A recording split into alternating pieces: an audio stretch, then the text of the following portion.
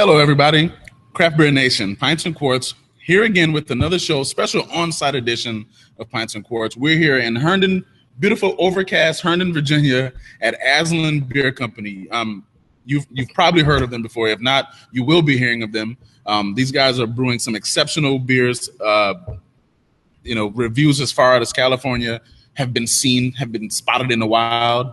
So we're here. We're going to interview them, see what they have to say. And without further ado, well, first of all, let me introduce Freddie. You guys know Freddie. Yeah. You guys know Freddie. And also we have Gil with us. How y'all guys doing today? Doing good. How y'all guys doing today? What the hell was that? It's been a long day. All right, so like I said, Asen Beer Company, the three-headed horse, or the three horse heads, or the three horsemen, or it's Coxman. Something the three Coxmen. That's good beer. So the latter is better. Andrew, Kai, Richard, the owners of Herndon Beer Company. So Herndon Beer Company, Aslin Beer Company in Herndon, Virginia. Yeah. So let's start talking about you guys' background. How did your love affair with craft beer begin? And I guess we can just kind of go down. Yeah. Good. Yeah, I'll start. So 8 years ago, my girlfriend at the time, now wife, got me a homebrew kit. Same thing with Kai. Kai was living in Houston. Mm-hmm. And Richard is actually a brother-in-law with the third sister. So we all started homebrewing ourselves. And then when Kai moved to Fairfax from Houston, we all started brewing together and drank a lot of good beer, got drunk, and made some decent beer and some bad beer along the way. And absolutely. Decided that craft beer was something that we wanted to investigate, learn more about, investigate further, and start brewing exceptional beers. And we're on the way, hopefully. So yeah, awesome. Mine's very similar. I had some friends in Connecticut that were owners and brewers at Hammer Nail Brewing, which lasted about 5 years there in my hometown.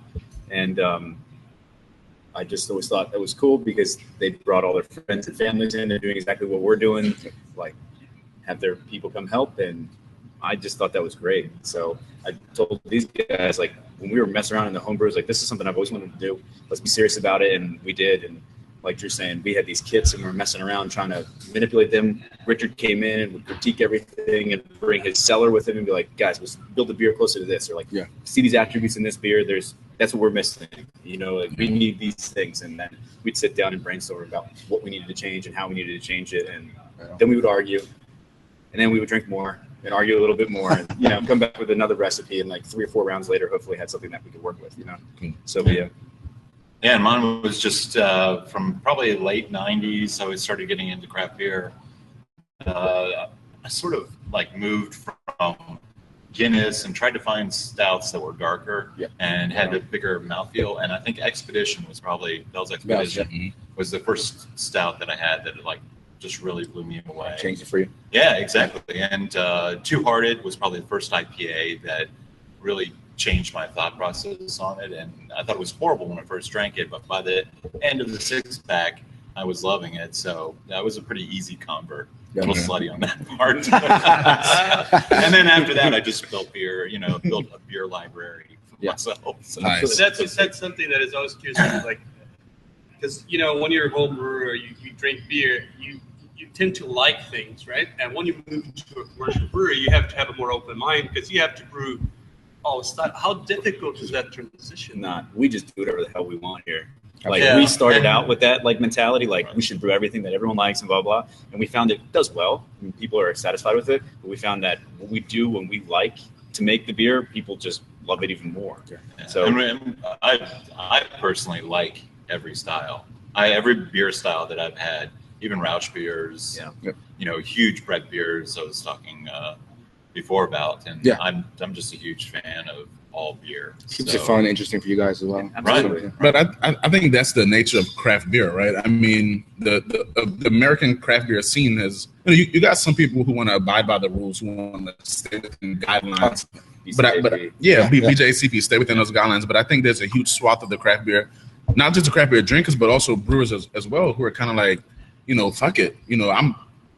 damn the guidelines. Let's just make something that tastes good. Yeah. And I think that's why craft beer is becoming more and more successful. We're becoming more of a rebellious society, so to say.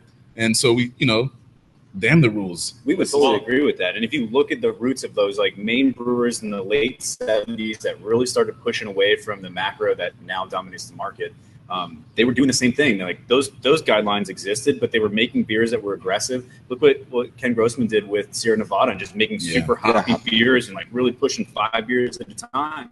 And they're this huge organization now. And there's nothing saying like the little guys like us, or even I wouldn't say Treehouse is a little guy anymore, but they're doing styles that don't fall into guidelines, and they're making beers that people want, and they're phenomenal. And we wouldn't be having this conversation in 20 years. You know what I mean? Like we'll be saying this is an existing style, or these are existing guidelines.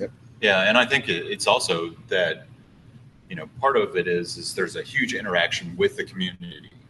You're not just a brewer, you're part of the beer community. So you throw something out there and you're going to get feedback. That's going to be honest. And, I think maybe in Germany or Europe, those styles and guidelines are set. They're not actually changing anything because they're saying this is how we make beer. Well, especially in Germany, the purity law, right? Yeah, purity law, exactly. But in America, I think you have a lot more of a back and forth between people who drink beer and people who are making it. And actually, we feel a part of that community too. So that helps. You get to redefine the expectation. You get to redefine what is acceptable, right? Because now, right now I'm drinking Astro Zombie. This is a New England style IPA. This didn't exist until somebody brewed it, and now it's accepted. It's just like how black IPA is a category now with BJCP. It's only a matter of time that New England IPA is going to be. I think it's going to be considered a legitimate style of beer. Or the haze level will be not as much of a detraction. Right. Exactly. Yeah. Have like a turbidity perception. We would like to be put in with West Coast style or clear style IPAs and see where the chips fall. Then. Yeah, absolutely. Yeah. So you spoke a little bit about wives.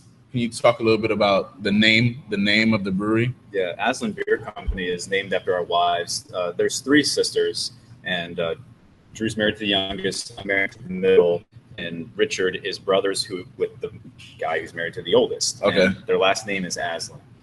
We sat down and started thinking about how we wanted to name this brewery, and we threw back names and look at the way we name our beers, right? They're all jokes or family things or references to movies and shows we like. We thought we'd go that route too, but then reference to bets, very personal things. There are that would be an awesome name for a brewery. More personal things, beer company. Yeah.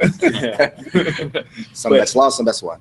Totally. I'm mostly lost. Like me. So we were like, you know what? Realistically, Georgia got him a beer kit, Claudia got me a beer kit, and had we not been married to these girls and brought together, we would have never met Richard, and we would not be making this kind of like collaborative effort that we had. So we had to say, you know what? This is because of them. Yeah. And we should totally name the brewery after them. That's awesome. We should represent the family right and just sacrifice it. They introduced all of us, right? Yeah. I don't know if it's necessarily a sacrifice either. It's truly an honor that I think the girls love it. Their dad thinks it's great. And It's a sacrifice. I'm sure. Marriage is a sacrifice. I'm sure the in-laws love it. Yeah. So let's speak a little bit about what your expectations were when you guys, sitting in the garage brewing. Kai, you said that this is what I've always wanted to do. Yeah. Right. So you open a brewery. There's no way you could have anticipated the level of success that you've had this early. I'm sure you knew you'd be successful eventually, right? Mm-hmm. But you could not have anticipated this level of success, or did you? No, we were drunk. That's 100%. Oh, yeah, we were drunk. We were like, we're going to be the greatest.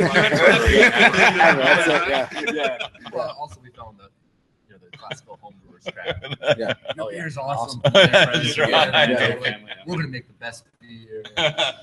Because it's a challenge too. I mean, with so many brewers of getting all the products, getting hops nowadays and everything, when you're starting, be able to get into the markets. Not as easy. People, it's a labor of love because you have to.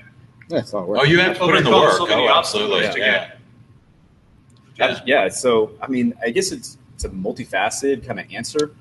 Yes, we're in the garage and we're deluded by family members and friends telling us we're making good stuff, whether that's true or not. Beer, yeah. on top of that, there's a level of intoxication that goes along with it, and we can make this. we can keep totally doing this.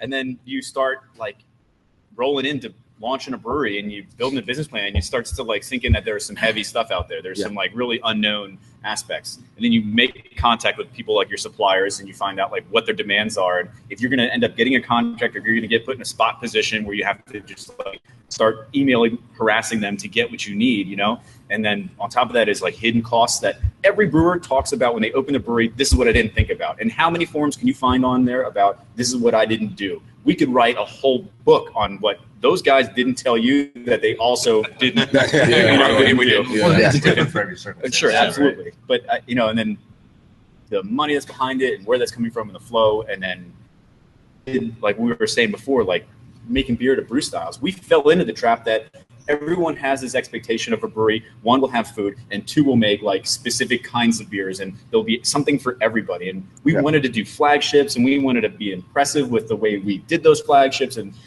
X, Y, and Z. You can make the list. And we sat down and seriously had a conversation the second week of this operation, and then said, we don't like any of this. Like, we don't want to be the guys who are just checking the boxes and just doing what it is that everyone else is doing and trying to be the market. We wanted to make our own market and give us our true approach to who we were. And whether that was get hammered and make beer in the back and just pray that it comes out good or whatever it is, that's not the case. But it just happens to be that we did that prior and now can apply it and make it better. But I bet it feels good right now because, we hear people from, we have contact with people from talking about Asen.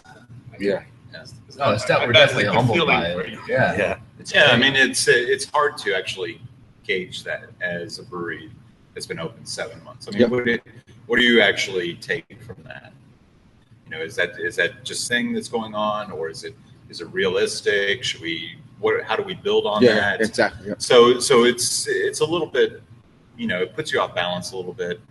But I think in the end, we just try, keep our head down and keep working at what we're doing and making the stuff that we're making better.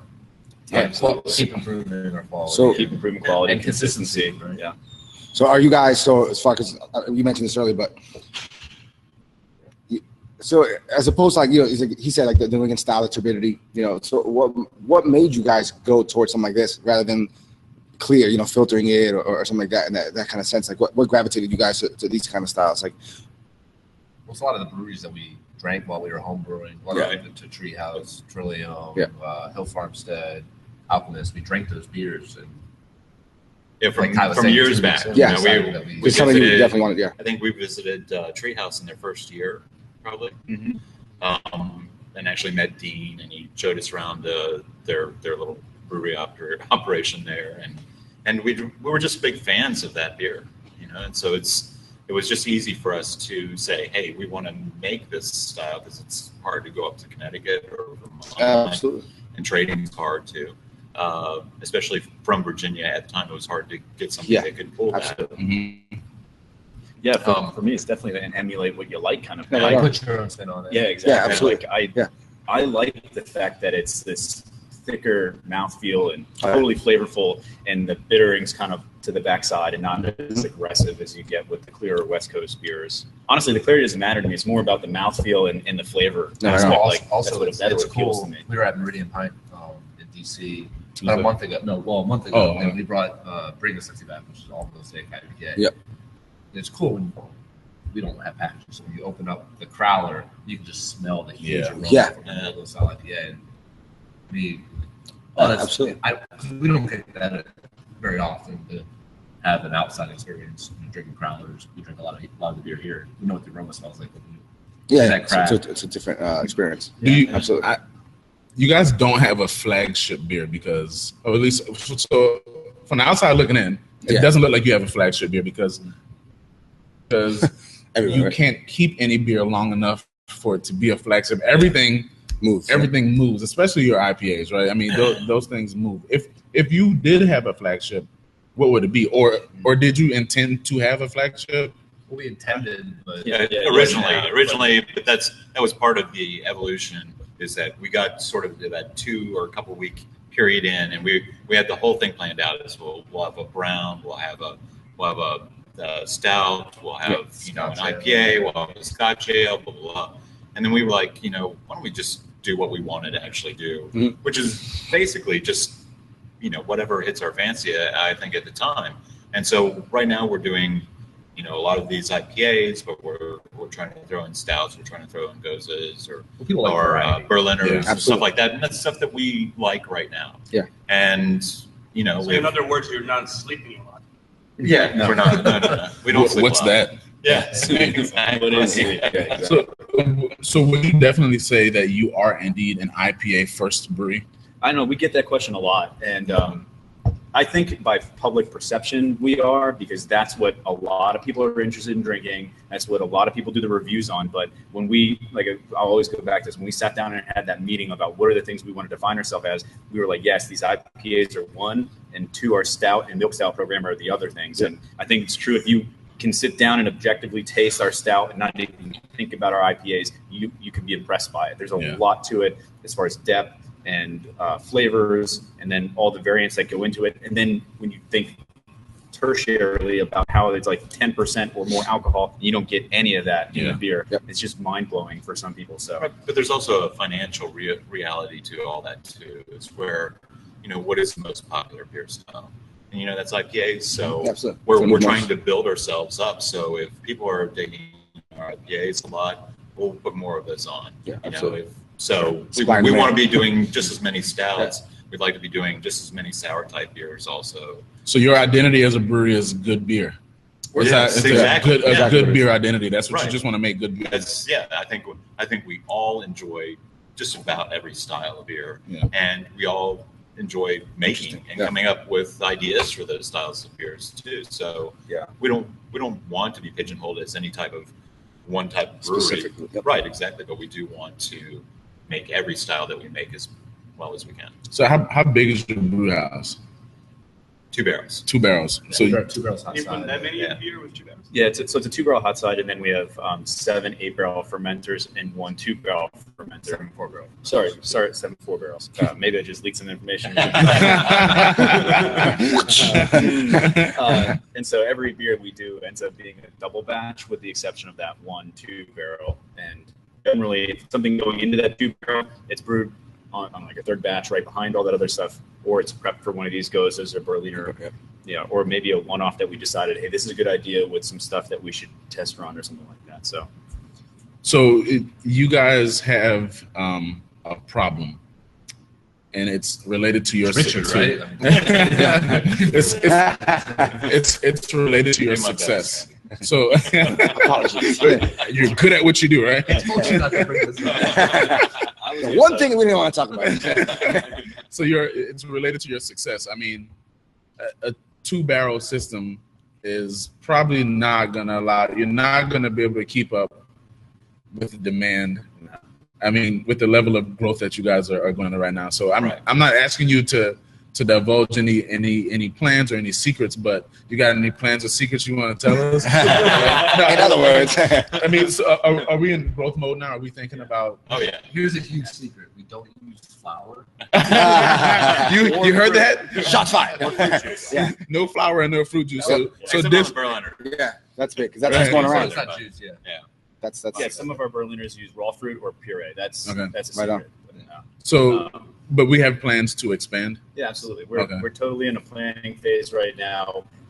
We've been in a planning phase since probably January or February this year, when we realized like that demand on our 4 and 6 week beer cycles of the different big IPAs wasn't enough. Yeah. I mean, the first plan was to get bigger vessels. We did that, and now Richard and I were talking yesterday, like we're brewing as fast as we can brew and turn the beers over with the most attention to all of them, and we still can't keep up. Yeah, we didn't do anything except put more volume into selling a beer in 2 days. Yeah. We're still selling them that fast. It's just, it's insane for us. So we're all sitting down and rigorously planning what's the smartest step, what's the best step, what's the best long-term step to make this business grow and be attractive and keep people interested in what we're doing without fading hype, if it is hype, or fading off the market because somebody else can come in and do what we're doing at bigger volume or something like that. So we have got sensitive timelines and different approaches. We hope to make announcements in the next 2 weeks. 2 weeks or so. Awesome. I mean, gosh, you guys are killing it. the level of success that you've had at this point. I mean, you really literally are in the infancy of brewery ownership. So I think you guys are going to be. You're going to be bigger than you probably thought you were going to be. I mean, you are bigger than you. It's that was, I think, part of what I was trying to get across was it's just every new day is like completely new to us because all of it's unexpected. Yeah. And it's hard to feel out how you actually should feel about all this. Yeah. So it does get a little bit overwhelming. It's definitely overwhelming, and we're definitely starstruck too because when we first were open and people like the Lost Rhino were coming in here and like Fabio and Jasper, and they were like, "Hey guys, we heard about your beer." Like we're like, "Damn, these guys are like really cool." They like our beer. Like, these are big boys on the block, And then they've been doing it, and they're coming to us. Then you get like Treehouse reps for the area come by and check your stuff out and ship it up, and then you start getting nervous because you're just like, well, like the guys that we really like are wanting to try our stuff. Absolutely. You know what I mean? Like that feels good. We feel like Drew was saying, honored and humble, and just like it's really, really weird. It takes you away from what you think you should be doing almost, Focus is on the beer, and we just want to keep doing that. Well, based on your beer, I mean, you guys, because I don't know how many new brewers I visit this year, and that's sometimes it's hard to get the owner pour a beer to you, and you drink and you look at you don't say. I find that bubbles. Yeah. Right. Definitely not the case here. I mean, I have every single beer I had so far today. A 100%. 7-8 month old brewery, and I've seen people on the interwebs wanting to trade Dark Lord for Aslin crowlers. So, I mean, that's a testament to what you guys are doing. You're killing it. You're doing it right. I am so. I've been kind of jealous of Freddie for a long time because Trillium is literally in his back door, right? Right. And now I live here in Virginia, and I'm like, yo. I have this brewery that I can drive to in 30 minutes that's killing it right now. That's making, nationally recognized beer, and they haven't even been open for a year yet. We appreciate it. I'm happy. Yeah. Y'all have made me a happy beer drinker, man. Thank you. The first time Brady drank one of your beers on one of our shows, we have on video. He's like this little kid. I'm telling you, man. Let me tell you about this Grin, brewery. eater grin, and he's like, "Oh man, this is crazy." Well, myself in here is that you're saying you get a beer poured by the owners. Well, we're here every day. Yeah. We talk with all of our customers. If they want to have a conversation, we have a conversation. And that is definitely why we feel like being in Herndon is perfect. We want to be a community brewery. We don't want to be like, too big for our own shoes kind of a thing. And we have conversations with everyone. We know people by their first names, and we try to make them feel as welcome as we would if our mom or dad walked in the door. So right on. I probably ignore my dad more often. So I'm like, you can wait. I got to talk to other people. We want all the customers to have that experience. We do. Forward by us. You do a good job of it because I mean, I think it's we've every time I've been here, you've been here, and we keep him in a cage in the back. Just throw like little feed at him every now and then. What kind of feed do you throw? Fish bones usually. Those are my favorite. But yeah, we've had so many conversations just sitting at the bar talking about beer, and then I'll see you go and have that same exact type of conversation with another customer and with another customer. I'm like, these guys, this is how you do it. This is how you establish your base. Your community, recognize the people who have made you successful, and make it a priority to treat everybody the same way. We think that's awesome. So because it keeps it good too. Like you said, it's you're not only coming here now just for the great beer, but you're coming in for the people and the community vibe, that talking. You can, it's just a very welcoming place. So that's going to help. A big aspect is why we have conversations. One, to establish that relationship, but also get feedback from you. So whether it's doing reviews or having a one-on-one conversation with you, we really do, value the feedback that people tell us, because we know that we need to keep working on our beer to make it where we want it to be. And you guys, so customers or reviewers or whomever try our beer, help us get to that point, because we do take it all to heart. Absolutely.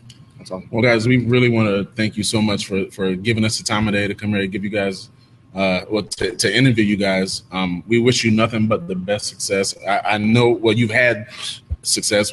I know that you're going to continue to be successful. And thanks so much for bringing this style of beer to Virginia. Thank you. And being true to who you are and being faithful to your community. and to the people who've made you successful. So thank you so much for your time today, guys. Thank you. Cheers. Appreciate it. Thank you for the promotion. Cheers, guys. Cheers. Yeah. We need to fill it up. Yeah, A lot of clanging. it was a long interview.